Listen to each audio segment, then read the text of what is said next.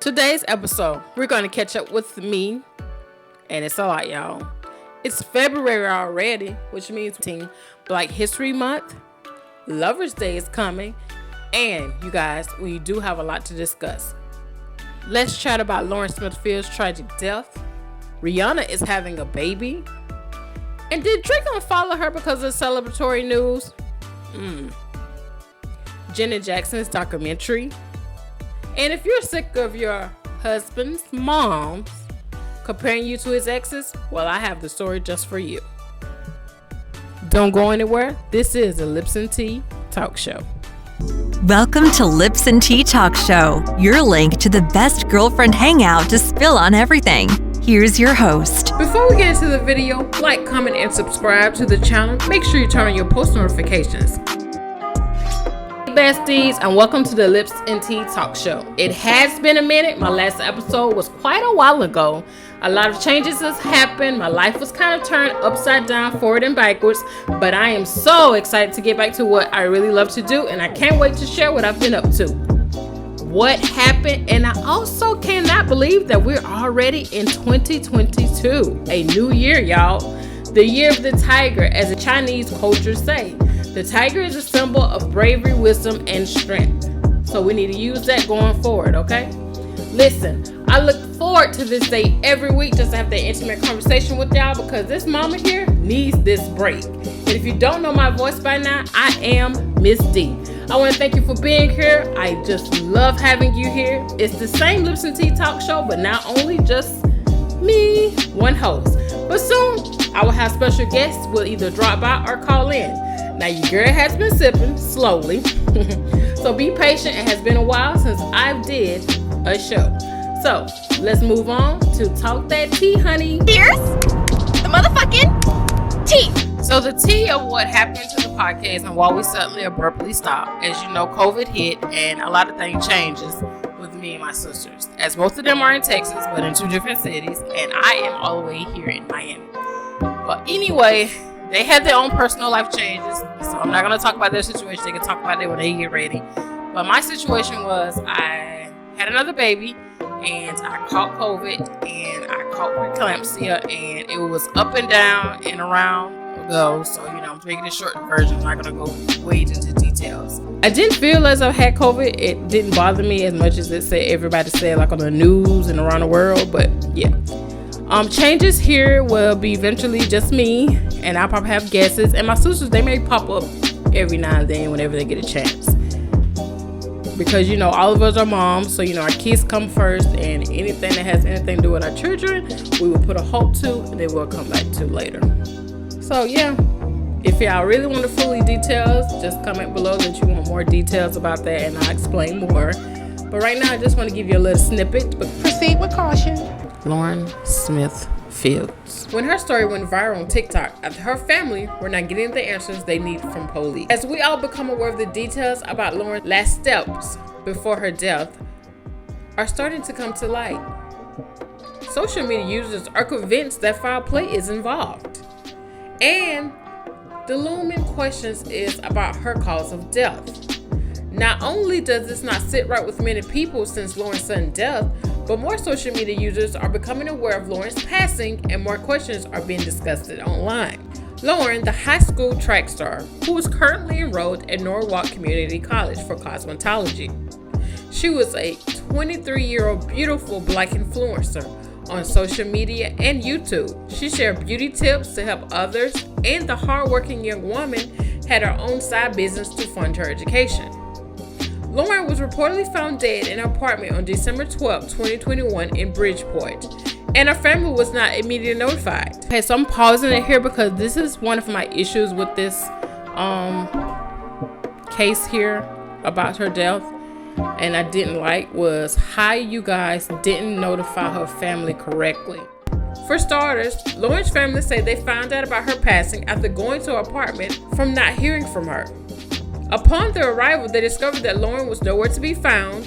There was a note on her door that read, If you're looking for Lauren, call this number. The number belonged to Lauren's landlord, who later told Lauren's mom, Chantel Fields, and her brother that she passed away. The family called law enforcement and spoke with a detective, who failed to provide any information. It wasn't until later that Bridgeport police confirmed the news. Now, what makes this story even more chilling is the fact that the detectives reportedly told the family that Lauren met an older man on the dating app Bumble before her death. And another police report obtained by Rolling Stone. Now, according to Bridgeport police report obtained by Rolling Stone, according to a Bridgeport Police Department report obtained by Rolling Stone, Lauren had been drinking tequila with Matthew after the pair have met the app. Now, a second police report obtained by DailyMail.com revealed that Lauren asked Matthew for $40 to get her nails done, who she known for 3 days allegedly, and they met at her residence. Okay, really? Keep in mind, y'all, the older white man in question is of Caucasian descent. So that the fact has led many social media users to believe that the police are not giving this case attention as it deserves. The man told the police the following. The two took shots and Lauren became ill and threw up in the bathroom at one point. They continued to drink and play some games, ate and watched a movie before Lauren got a text and went outside briefly to get something from her brother. When she came back, she went to the bathroom for 10 to 15 minutes. They finished a bottle of tequila while continuing to watch the movie, and she fell asleep on the couch. He then carried her to her bed and they went to sleep. When he woke up early the next morning, Lauren was laying on her right side and bleeding from her right nostril and not breathing, and he called 911. The family says the police ignored other evidence, however, including a used condom in the wastebasket, lubricant, bloody bed sheets, flip plates, and an unidentified pill in the apartment. Lauren's brother says there was a big blood stain in the middle of the bed with streaks going down the right side. And the brother also says that he called her, not texted her, that night, and she came out to give him a basket of clothes. And she didn't appear drunk or sick. In the police report, they're saying she was intoxicated when she went outside to meet her brother. Okay. Naturally, Lauren's family inquired about officers speaking to him, Matthew, but they brushed it off. When I asked the officer about the guy, he said he was a very nice guy and they weren't looking into him anymore. Lakeem Jeter, one of Lauren's brother, told NBC Connecticut. It was almost like he was sticking up for him, and it seemed weird to me to hear that from a detective. Like, right? Making matters worse, the family says that once they inquired about the status of the case, law enforcement gave them a cold shoulder. The way they talked to me, the way they have talked to my family, how they treated my daughter, they treated like she was nobody, like she was not important. Chantel shared. The family social media users now feel that Lauren's case is not a priority simply because she is a black woman. We've seen an amount of resources that have gone to other cases involving missing white women, like Gabby Petito, and we know so many black women are missing so much in this country. The family's attorney, Darrell Carsland, told the outlet, everyone is speaking out. Everyone is insulted with the way the Bridgeport police and the Bridgeport city has dealt with this. Of course. And we know that there's an apparent lack of urgency from law enforcement, which is way too familiar in our community. There is a decades-long history of missing black women and young girls going unsolved and unreported in the U.S. And as we watch this dire endemic plague family after family, we as a black community is tired. Now, the family's lawyer, Crossland, is calling for an independent investigation by a state or federal agency. As for now, Bridgeport police have released a statement stating they're currently investigating the case and have given their condolences to the family. Lauren's family is now suing Bridgeport police after becoming frustrated with how they handled the case. And as today, the family doesn't believe the cause of death to be due to an accidental drugs and alcohol. No charges has been brought forward following a suit here in Bridgeport to compel them to process this case to protect this family and to give them the equal rights they deserve. January 23rd would have been Lauren's 23rd birthday. Her family and friends are planning to hold a citywide march to raise awareness about the case and demand justice for their loved one. Our thoughts and prayers are with Lauren's family at this time. We hope and pray justice will be served. Rest in peace. Happy heavenly birthday, Lauren Smith Fields. Guys, we will keep you updated when we hear more about this story. We want to hear from you, besties. Do y'all feel the Bridgeport police mishandled Lauren Smith Fields' untimely death? If so, comment below and let me know. Proceed with caution. Topic. Let's get into Rihanna is having a baby, okay, with ASAP Rocky. Now, can you guys believe it? I cannot. Queen of Fenty is pregnant. Yes. They announced it in a very cute way somewhere in New York, and everybody was having a panic attack. Like, oh, she's pregnant. She shouldn't be in the cold. Okay, yes, we understand. I don't think she was in the cold that long, but you know, people do them. But I want to talk about the little rumors they're having about none other than rapper Drake. So after this celebratory news, it comes in that he unfollows Rihanna ASAP, right? Now, this sign of unfollow could be many things. I don't know, child. But if you got the tea, let me know. But I would like to send my congratulations to Rihanna and ASAP Rocky on their first baby. With caution. Now, before we get into it a little bit more, I want you to share. If you're not subscribed to me on YouTube or social media, please go do it now. And of course, it is Lips and Tea Talk Show. As we're moving on to the next topic, and we're already talking about Drake unfollowing Rihanna and ASAP Rocky, let's move on to why Megan unfollowed Nicki Minaj and Doja Cat. They said, see, sis decided one day she just deleted them off her social media friends list. I know. Now, before you guys go check, just remember she followed them back. Just talk about the blogs, everybody talking about it. It was just a brief unfollow, I guess, to get them to notice. Like, I don't need you. But hey, who knows? So, what I got from it was the tea is that Megan, yes, Stallion, allegedly decided to hit Doja Cat up and like, hey girl, let's do a song. Doja was not feeling it, and she decided to get her team to hit Megan and tell them to decline the offer for her. Now, her decision to turn down Megan was because she knows that Megan and Nicki Minaj are no longer cool, and she wanted to keep her loyalty to her favorite, Nicki Minaj. So she does not want to work with anyone who is not cool with Nicki Minaj.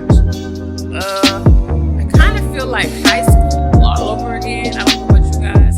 One friend don't like one friend, so everybody thinks they're supposed to not like that person. I think a lot of us got that backwards. I don't think it should be friends. I think it should be family. Like your sister, you didn't like one person, you supposed to not like them. But it's different. Okay, but anyways, move on. So now, when the word got out about this, all the major blog pages, and I'm pretty sure Megan kind of felt some way about that.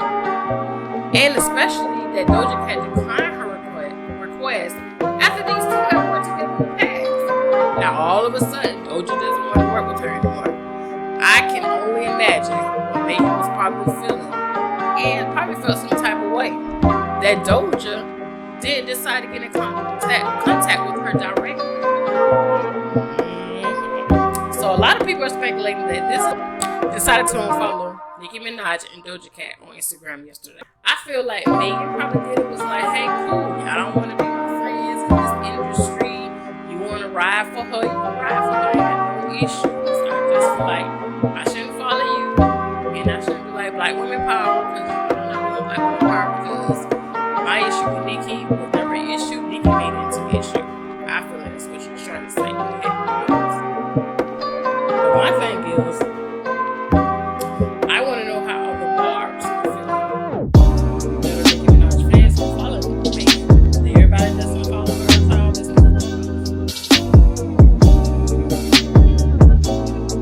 I want to know. Proceed with caution. Janet Jackson's documentary. Okay. I don't know about y'all, but all my life, childhood and all, I've heard her story of that she had this secret baby. Didn't believe it, and I didn't believe it, and I didn't believe it, and never did believe it. Sometimes I was just undecided. So, she finally admitted that there was no such thing as a secret baby. Secret child. I'm so glad. But at the same time, I was like, why would she hide that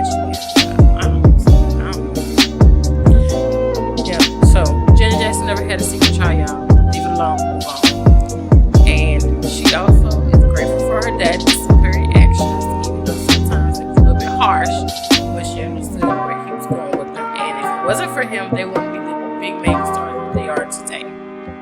She even portrayed, and it talks about a lot of racism that she went through in a prominent neighborhood and prominent white school. A lot of people kids was asking her, does her skin color come off? And why does her hair feel this type of way? Non-educated white people, things that they do, She also struggles with body issues just like the rest of us. And I kind of like to learn from a star like her. She's very, very private about her. If you guys don't know, she has a son.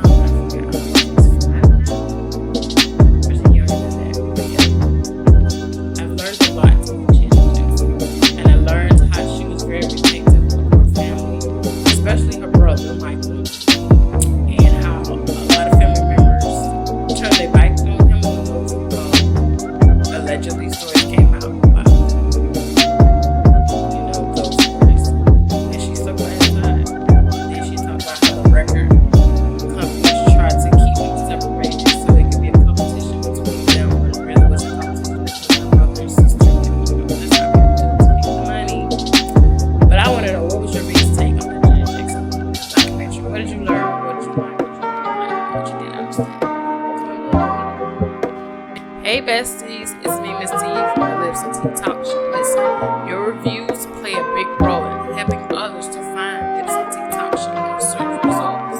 Thank you so much to you for leaving a review and subscribing and following. I appreciate you so much.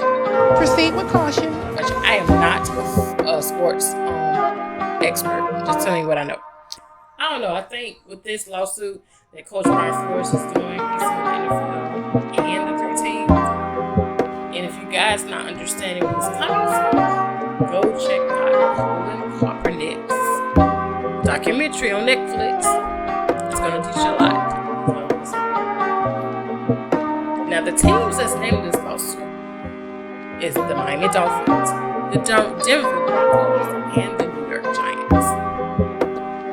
Now, in his complaint, he aims to shine a light on the racial injustice that takes place inside the NFL and to effectuate real change for the future, and seeks to increase the influence of black individuals in hiring and termination decisions for top positions within the league.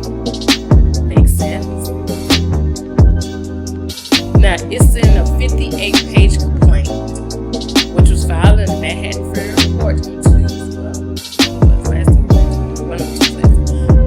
multiple alleged incidents in which Flores claims he was discriminated against, including one steamer from 2019, which says Dolphins owner Steve Rollins offered Flores a monetary bonus of $100,000 for each game he lost.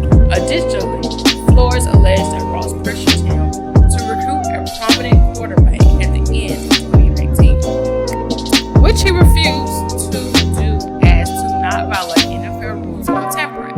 Ross allegedly invited Flores on a yacht in winter 2020 for lunch, during which he informed him of a aforementioned quarterback will be stopping by.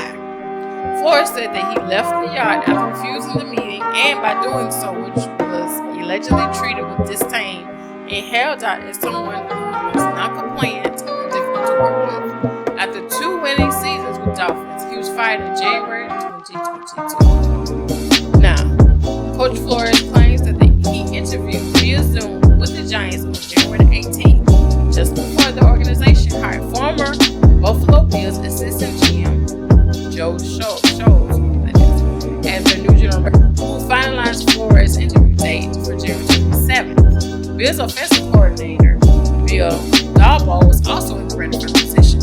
Now, the lawsuit alleges that hours later, Patriots coach Bill Belichick, formerly Flores, worked under for nearly a decade, sent a series of text messages to Flores telling him that he had heard from Buffalo and NYG, New York Giants, that you are the guy. Now, Coach Flores asked Belichick to clarify what he meant to send the text. Now, Belichick replied, "Sorry, I effed this up. I double-checked this misread in the text. I think they were maybe Brian Dahlball, whatever his name was. I'm sorry about that," implying that the Giants had already selected Dahlball for the position before Flores scheduled an interview. Who ever been in that situation as African American? Me. Dobo was officially hired the day after Flores' January 27th interview. Does he have a case?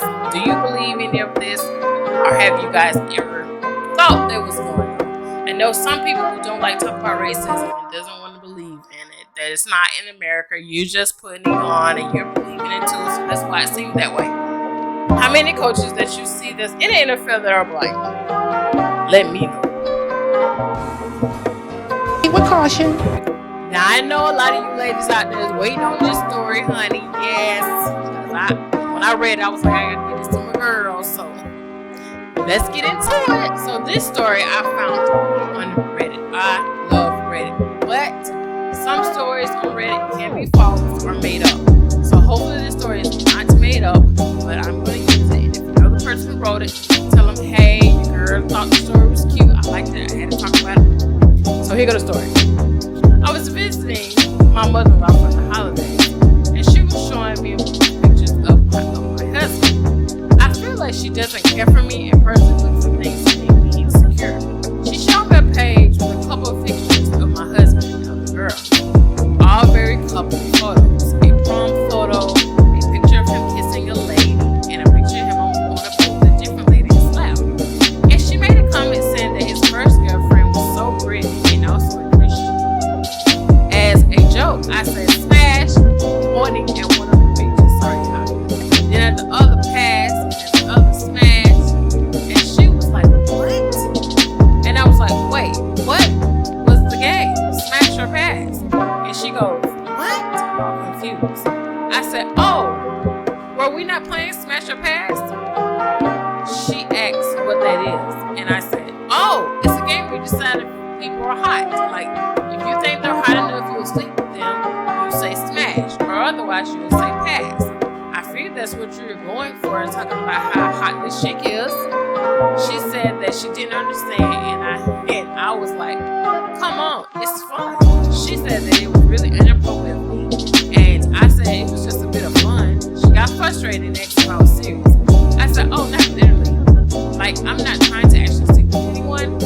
I thought we were just talking about who's hottest. She said that it was really wrong of me, and I said that I thought she was trying to gossip about which things are hot and which are not. What she said, she slammed the photo book shut and called me childish. Which is fair. Like, I kind of stole the joke from TikTok after all. Am I the asshole for being obnoxious about my mother-in-law showing pictures of his exes? Girl, no. I ain't gonna lie. I'm sorry. It's not childish. She's being petty, so you came back pettier than her. So that's what I feel like it was. Petty with pettiness. That's what it was. She was being petty. You came back pettier, and she got mad because you caught up to what she was trying to do. Yes, she was trying to make you feel insecure, and like y'all was not gonna last, because that's what moms do. And I pray to God that I never do that to my sons. And I have 3, so hopefully I don't. But I will tell them if a girl is trying them. But other than that, I would not be in a relationship, and I would not do no childish things like that. She was being petty and childish. You got back at her, and now she's mad. No, you're not the asshole. She's the asshole for pulling that book out and showing you that mess. Okay? That's how I feel.